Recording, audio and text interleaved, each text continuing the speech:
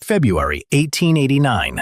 The railway lines had been buried for 9 weeks. Deerfield, Oregon was learning what it felt like to be forgotten. The supply train that should have arrived on December 3rd never came. The one scheduled for December 17th also vanished. Even the emergency shipment promised by the territorial governor in January failed to appear. 9 meters of snow choked the Cascade Mountain passes.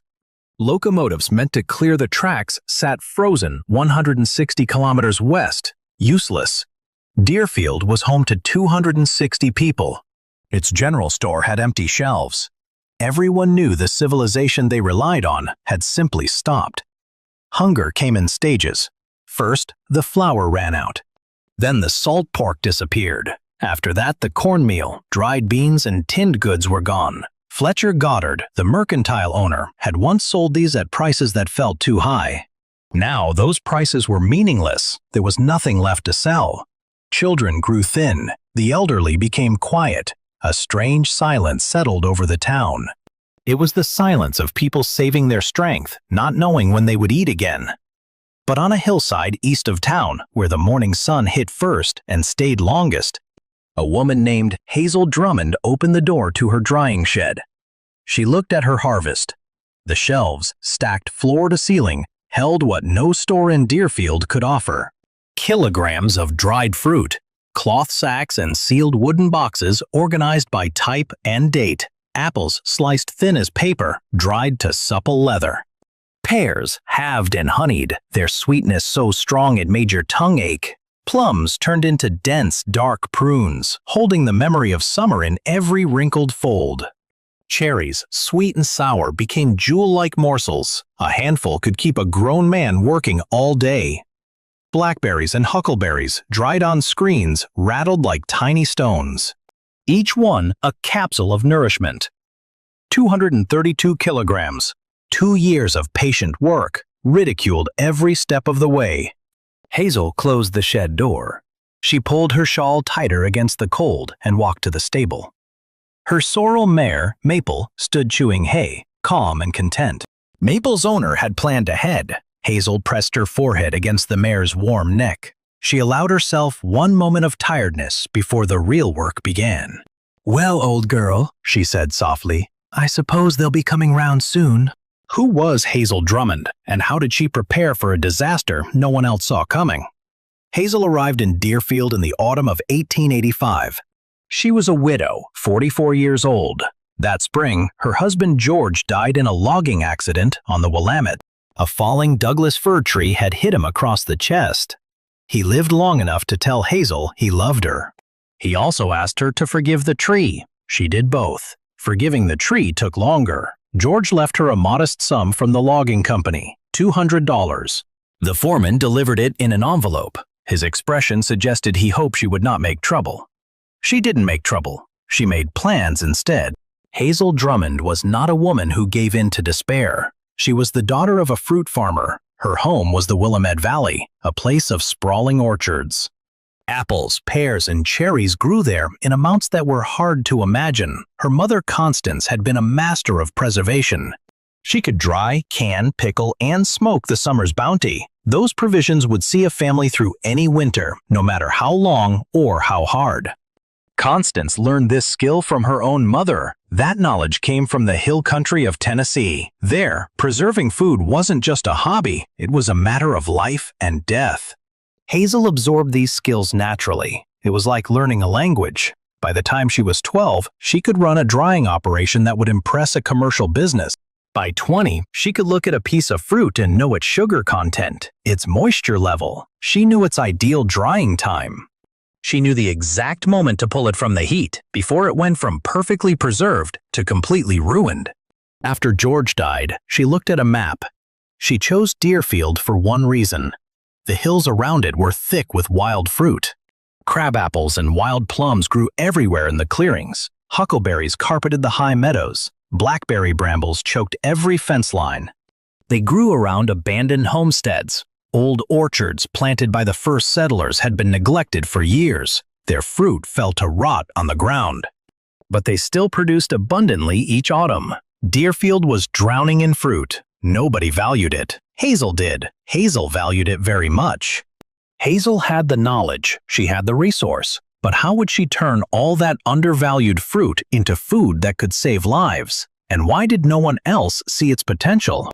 Hazel bought 2 hectares on the east-facing hillside above Deerfield. She paid $30 for land the seller thought was barely worth the deed. It was steep and rocky, no good for farming or grazing, but it caught the morning sun. The afternoon breeze swept across it reliably. Those 2 things made it perfect for what Hazel had in mind.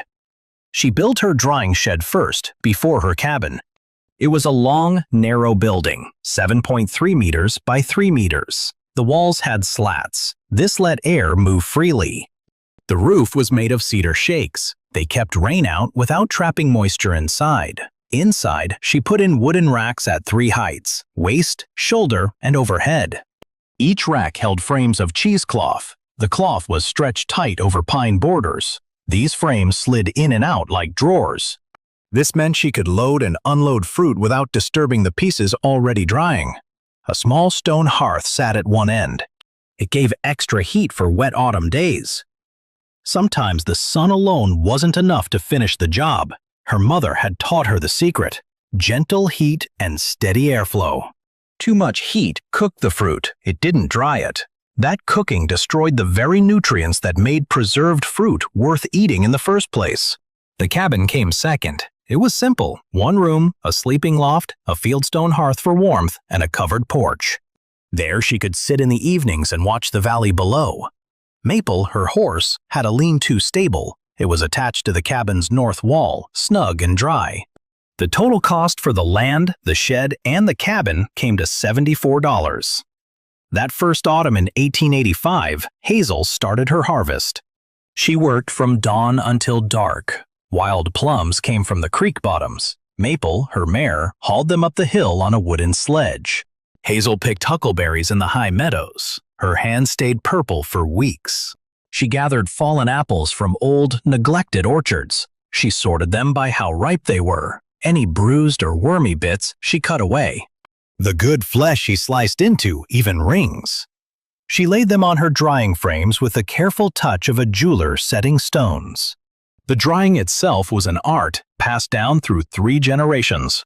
Each fruit needed its own special treatment. Apples were cored, peeled, then sliced to 0.6 centimeters thick. She dipped them quickly in salted water to keep them from browning. Pears were halved, their cores scooped out. Hazel brushed them with a light honey wash. This made them sweeter and gave the dried fruit a golden shine.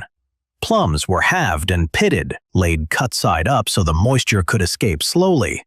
Cherries stayed whole, their stems removed, and dried at the lowest possible temperature. This kept their shape and flavor. By late October, the first batch was ready. 18 kilograms of dried apple rings. Hazel took a sample to Goddard's Mercantile in Deerfield. She wanted to sell them. Fletcher Goddard was the commercial heart of Deerfield, a stout man with a red beard and small, shrewd eyes. He was the town's only supplier. Everything came through Goddard: flour, sugar, coffee, tools, fabric, medicine. He set the prices. He extended the credit. He decided who would do well and who would struggle. A woman selling dried fruit from a shed on a hillside? At best, she was irrelevant. At worst, a problem. He picked up one of Hazel's apple rings. He held it to the light, sniffed it, bent it between his thick fingers. His face showed clear disdain. "Dried fruit," he said flatly. "You want me to sell dried fruit?" Hazel stood her ground. "I want to sell it myself," she corrected him. "I was hoping to set up a table outside your store on market days." Goddard's small eyes narrowed. "Mrs. Drummond," he began, his voice hard, "I stock everything this town needs. That includes dried fruit when the supply train brings it from Portland. Proper dried fruit, from proper companies, in proper packaging. What you have here," he waved his hand dismissively, "homemade. People want what they know. They want labels and brands, not something cooked up in a shed by a widow with time on her hands." "It isn't cooked," Hazel said mildly. "It's dried. There's a considerable difference." Goddard leaned forward. "The answer is no, Mrs. Drummond. You may not set up outside my store." It would give the wrong impression. That wrong impression was a feeling many important citizens in Deerfield shared. Sawyer Boggs, who owned the lumber mill and employed half the town's men, declared at the saloon that the widow's fruit venture was a sad little enterprise born of a sad little life. His wife, Lucretia, called a women's auxiliary meeting at the church. They talked about Hazel. Mrs. Boggs decided Hazel's activities were eccentric and possibly unwholesome. No respectable woman, she claimed, would buy fruit dried in an open-air shed where birds and insects had free access. She means well, I'm sure, Mrs. Boggs told her circle, but the poor creature has clearly been affected by her husband's passing. Drying fruit by the hundreds of kilograms, it borders on mania. Soon, the shed had a name, the widow's madhouse. The town mocked her, but Hazel kept working. What drove her relentless accumulation of a resource no one else valued? And how far would her madness go? Hazel heard the mocking laughter. She kept working. Ridicule, she knew, was a tribute paid by the lazy to the busy. She was far too busy to collect it. Through 1886 and 1887, she grew her operation. She planted 4 apple trees and 3 pear trees on her steep hillside. Small saplings that would take years to bear fruit, but they were an investment in the future. She cultivated blackberry canes along her fence line. She trained them on trellises, giving them maximum sun. This made harvesting easier too. She also built a relationship with 2 families higher up the valley. She traded her dried fruit for access to their wild huckleberry patches. Her methods grew more precise, more scientific. She experimented with drying times, different temperatures, different pre-treatments for each fruit. She found that plums dried at a slightly lower heat, but for a longer time, made prunes with a much better texture and flavor. She learned that cherries dried over her stone hearth on rainy days, with the door cracked for air, kept more of their bright color than those dried in full sun. She even developed a way to press dried berries into dense cakes. These could be wrapped in waxed cloth and stored for a very long time. Trail food that weighed almost nothing, but packed extraordinary nourishment. She also learned how to store her harvest the right way. The drying shed was for processing. For long-term storage, she built a separate structure. A cool, dark room dug into the hillside right behind her cabin. She lined it with cedar planks to keep insects and moisture out. The dried fruit went into cloth sacks, then into sealed wooden boxes. Each box was carefully labeled with what was inside and when it was prepared. She kept a ledger recording every kilogram processed, every kilogram eaten, and every kilogram remaining. By the autumn of 1888, her ledger showed a reserve of 230 kilograms. It was an extraordinary amount. More than 1 woman and 1 horse could eat in 5 years. More than any reasonable person would ever need. The people of Deerfield, who had mocked her for 3 years, saw this surplus as final proof of her madness. 230 kilograms of dried fruit, Goddard told customers at his store, shaking his head. The woman has lost her mind entirely. Who needs 230 kilograms of fruit? She'll be buried in prunes before she's buried in the ground. Sawyer Boggs laughed until his eyes watered. Perhaps she means to open a shop, he wheezed. Drummond's Dried Goods, specializing in madness by the kilogram. Hazel heard it all. She added another 9 kilograms of dried pear to her stores. She said nothing. This wasn't just a growing hoard. It was a calculated gamble against a future no one else could see. Subscribe. The proof lands in the next few minutes, and it's not what anyone expected. The autumn of 1888 brought a heavy, endless rain. It soaked the mountain passes, turning the rail beds soft and dangerous. The dirt roads leading into Deerfield became rivers of mud. On November 15th, the last supply train pulled into town. No one knew it at the time. The railroad hadn't announced any trouble. The schedules at the depot showed trains coming every 2 weeks all winter, just like always. But those schedules were printed in Portland. They were made by men who had never seen a Cascade winter. The winter of 1888 to 1889 would prove them all liars. The first missed train didn't worry anyone much. Delays were common in winter. The second one made people uneasy. Then came the third. That train was supposed to arrive on December 31st. It carried not just general supplies, but special holiday treats families had ordered weeks ahead. When it didn't show, unease turned to alarm. By mid-January, that alarm had become dread. Goddard's Mercantile, the town's general store, had started winter with decent stock. Now, it was running dry. The flour went first. It always did. Flour was the base of every frontier kitchen. Without it, there was no bread, no biscuits, no gravy, no dozens of other staples. Then the sugar disappeared. After that, the coffee. Loggers and mill workers relied on coffee like a preacher depended on scripture. Then the salt pork, the tinned goods, the dried beans. The shelves that had once held so much now stood bare and accusing, like a guilty conscience. Goddard rationed what little was left. He raised his prices, not slowly, but brutally, like a man grabs a weapon when he feels threatened. Flour went from $2 a sack to $5, then $8, then $12. Families who had felt secure realized that comfort was only temporary. It depended entirely on a supply chain that had snapped like a rotten rope. Hunger set in during February. It wasn't the sudden starvation of a city under siege. This was a slow, grinding deprivation. The community was simply running out. Meals shrank from 3 a day to 2, then to 1. Mothers fed their children and ate nothing themselves. The elderly, as they often do, suffered in silence. They didn't want to burden their families with their own needs. 2 people died that month. Old Garfield SS, a retired logger, was found in his cabin. His pantry was empty. His woodpile was full. He was warm, but he had starved. The infant daughter of the Navarro family had been fading since January. She slipped away on a Tuesday night. Her mother sang to her in Spanish, a lullaby about a land where the fruit trees never stopped bearing. Hazel Drummond heard about the deaths on a Wednesday morning. One of the Hill families, who still visited her, told her the news. She stood in her drying shed. All around her was the abundance that 3 years of hard work had created. She made her decision. She didn't hesitate. Hazel loaded her sorrel mare Maple with 45 kilograms of dried fruit. Apples, pears, plums, cherries, and berry cakes. She drove down the frozen hill into Deerfield. She stopped outside Goddard's empty store, the same spot where he had refused her 3 years before. She set up a makeshift table from planks and sawhorses. Then she waited. The first person to come was a small boy, maybe 10 years old.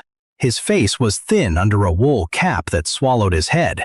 He stared at the dried fruit with wide eyes, holding both hunger and disbelief. It was as if he'd found something that couldn't possibly be real. Hazel spoke softly. "Take some," she said. "Take as much as you need. There's no charge." The boy looked at her, then at the fruit, then back at her. He snatched a double handful of dried apple rings and ran. Within the hour, the news had spread. The widow on the hill had food. The madwoman with her shed full of dried fruit, the one they'd laughed at, the eccentric, the lonely soul with her 227 kilograms of prunes. She had what Goddard's store did not, what the railroad couldn't deliver, what money could not buy. They came in a steady stream. Mothers carried children on their hips. Loggers walked with the quiet shame of hungry men etched into their faces. The elderly moved slowly through the cold, supported by younger arms, drawn toward a table piled high with sweetness. Their faces, once hollow with dread, now held a flicker of desperate hope. Hazel handed out her stores with calm, practiced movements. She measured portions based on family size, making sure each household received enough to last a week. She showed them how to soak the dried fruit in warm water, how to simmer it into a thick, sweet compote that would stretch further and satisfy longer than eating it dry. She held up her berry cakes. A single cake, she explained, about the size of a man's palm, held enough energy for a day's hard work. It was trail food, concentrated nourishment. She came back the next day with another 45 kilograms, and the next, and the next. For 5 weeks, Hazel Drummond fed Deerfield. She rose before dawn each morning. She loaded her sledge. She drove Maple down the frozen hill, distributing her harvest to whoever came. She added other things too, dried venison from the Hill families, potatoes from her root cellar. eggs from her 3 chickens, who had kept laying through the winter in their warm coop beside her cabin. The dried fruit turned out to be more sustaining than anyone had guessed. It was packed with sugar and fiber, the pure, concentrated essence of summer. Children who ate it got their color back in just days. Adults, who had grown weak and listless, felt their strength slowly return. The berry cakes especially were a revelation. They were portable, they lasted, and they were astonishingly nourishing.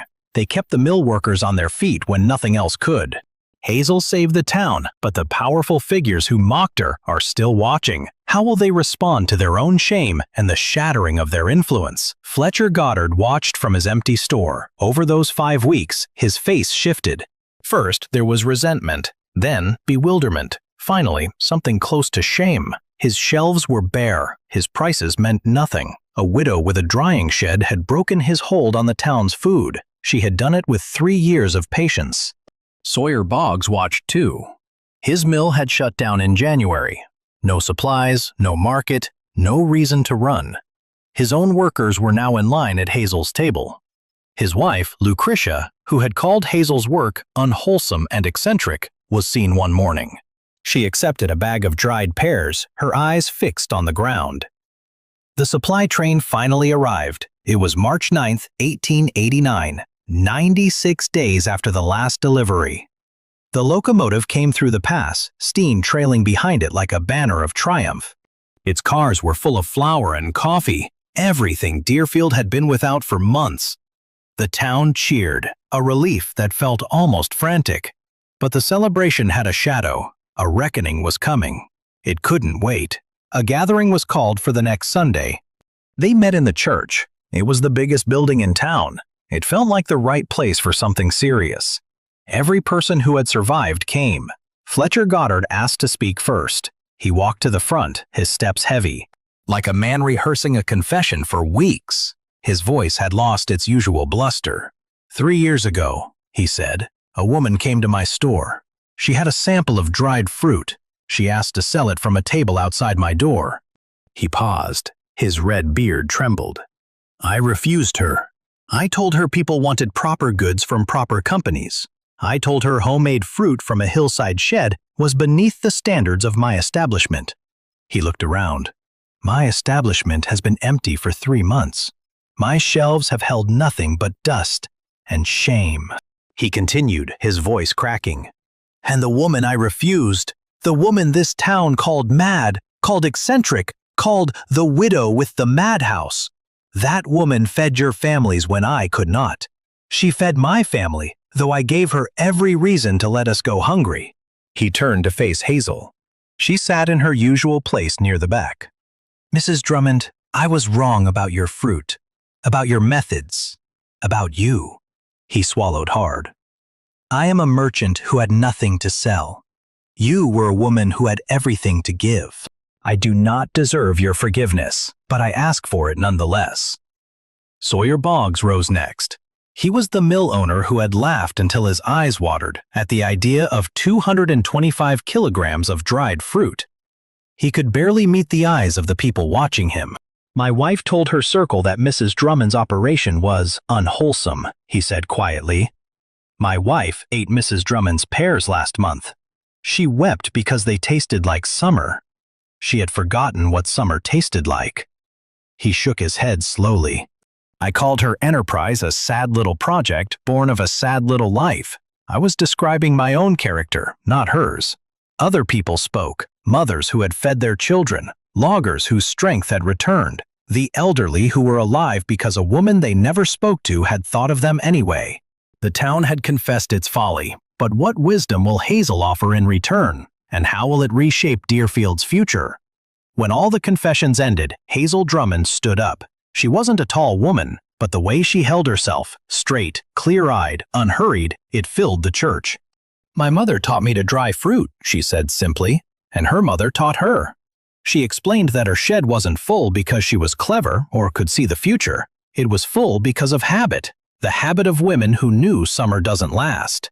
Who knew trains don't always run?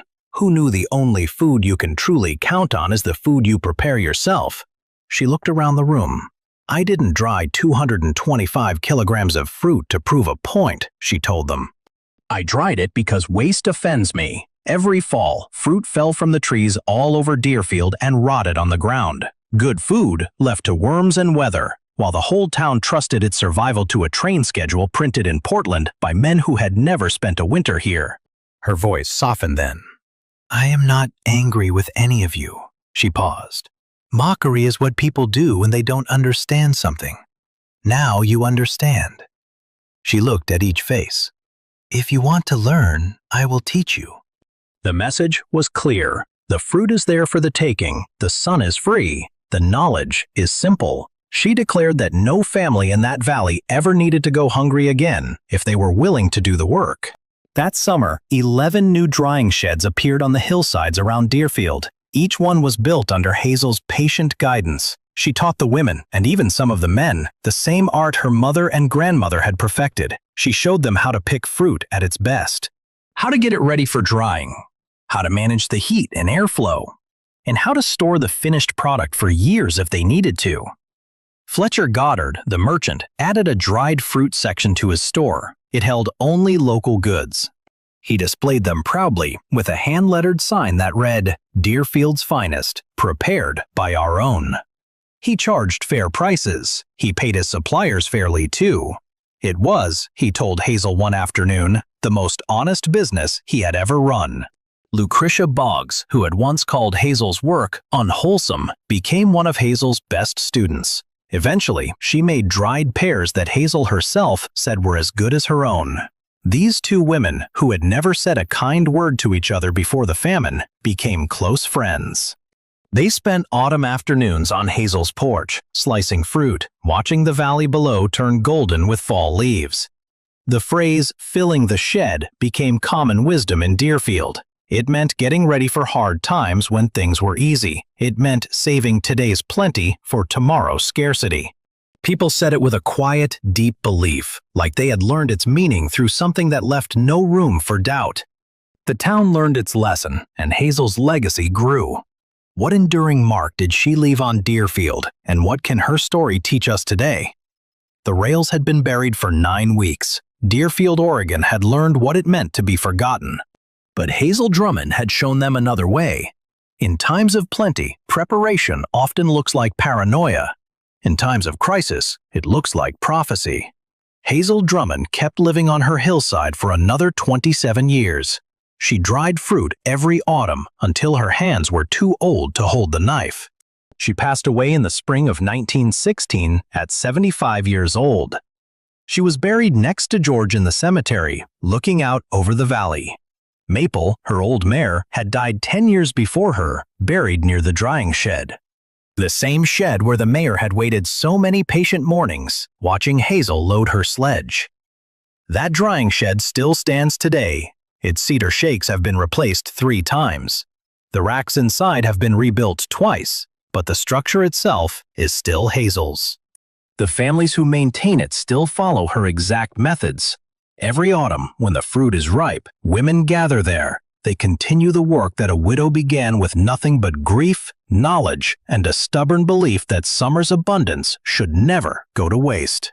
Above the door, carved in wood in 1890, the year after the famine, is an inscription. It was carved by a hand that knew more about fruit than carpentry. Summer forgets, the shed remembers. Hazel's mother, Constance, who carried that knowledge from the hills of Tennessee, would have recognized every single principle. If this kind of story about forgotten wisdom and quiet resilience is something you want more of, subscribe. There are always more lessons hidden in the past. And tell me, what old technique do you think we've forgotten that still has a use nobody's seen yet?